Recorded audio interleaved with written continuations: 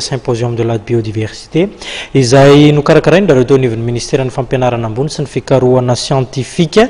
niaraka tamin'ny CNRE ary ihany koa ny ratsamangaiky samihafa ao anatin'izany fikarakarana izany ny fampiantranoan'i Madagasikara amin'ny ilay fihaonambe faharoa amby roapolo ny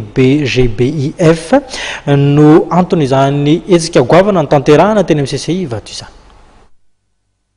Afana mampafantatra sy miaro ireo arena voajanahary misy eto Madagasikara, io no tanjon'ny hetsika Symposium international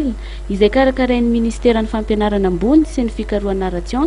entina nangonana tontanisa sy atotan-kevitra amin'ireo arena voajanahary ialana amin'ny gabiraraka.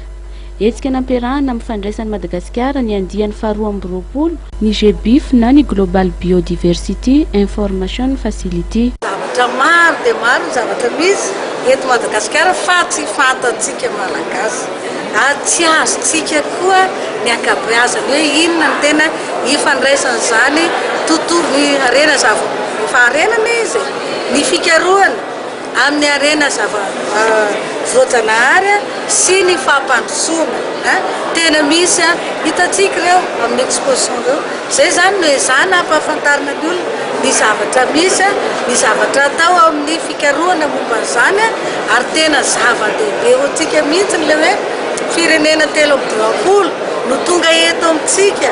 izara ny fikarohana sy ny valy fikarohana momba izany arena voajanahary izany fa izao zany no hanangonana izay mihitsy ny asan'ity global ty hoe hanangonana izay atota zay fa raha za zany no antaninao zao dia zao hoe firy ny isan'izao atota-kevitra sy mivoaka zany izy ty dia mivoaka zany ny vokatra zao partage zao fihaonana zao dia zao tsika hanana ny